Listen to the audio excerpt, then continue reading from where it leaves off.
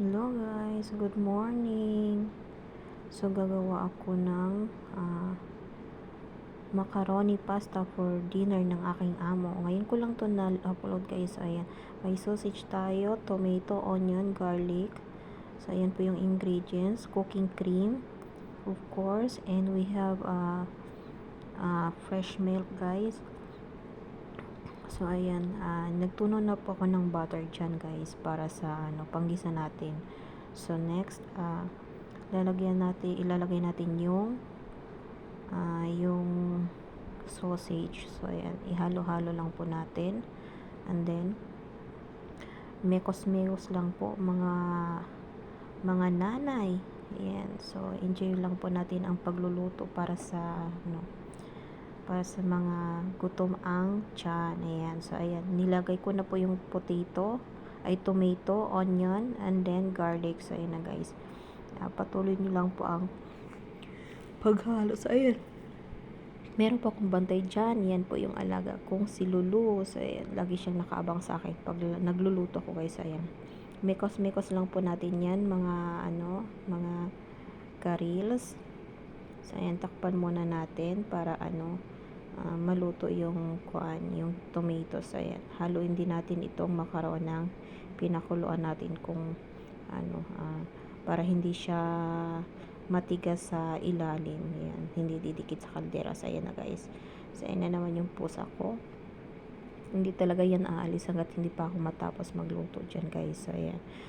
Tuloy lang natin po ang ating pagluluto. So, ayan.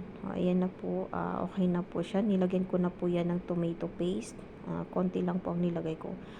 Gusto nila yung medyo may kulay yung sauce ng pasta. So, yung pasta naman, tinanggal ko na siya ng water. So, ayan. Naglagay na ako ng cubes. Chicken cubes, guys, para sa panglasa natin. So, ayan. Halo-halo lang natin hanggang sa matunaw yung cubes, guys. So, hindi natin siya titigilan. So, ayan na naman. Nagsasalita na naman yung alaga ko. So, ayan. Nilagyan ko siya ng flour. Pwede din guys, lagyan nyo din ng corn flour. Pero sa akin, harina lang po ang nilalagay ko. So, ayan. Try lang po natin dyan. Okay? So, i-mix natin guys. And then, pagkatapos, okay na yan siya. Lagyan na natin ng cooking cream. So, ayan. Maliit lang po yung cooking cream guys, mga 50 ml o 35 ml lang siya. So ayan, 15 ml lang siya guys. So ayan, imimix natin siya ng imimix hanggang sa magkahalo na lahat. So ayan na naman yung isa kasi laging nagsasalita. So ayan guys, lagyan na natin siya ng fresh milk.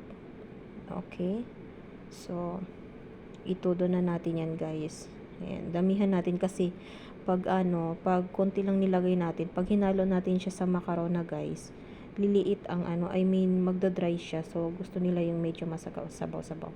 So, lagyan natin ng mga dried ingredients. So, ayan, naglagay ako ng oregano, dried oregano powder, and then basil leaves powder also. So, ayan, i-mix natin yan siya dyan. And then, maglalagay tayo ng paprika. So, ayan guys. Paprika po yan. Hindi po yan chili powder ha. Paprika po yan. So, konti lang nilagay ko guys. So, ayan.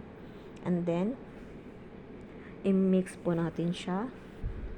So, ayan. I-mekos-mekos natin yan guys. I-mekos-mekos mo lang yan. So, ayan. Hanggang sa ma-mix na po lahat. And then, ayan natin pakuluan. Mga lang guys. Mga 2 minutes lang natin pakuluan yan. Hanggang sa okay na yung siya. So, ayan. Hinalo ko na yan siya guys. Hindi ko na napakita sa inyo. Hinalo. So, ayan. Ready na ang ating macarona pasta. So, ayan guys. Thank you for watching.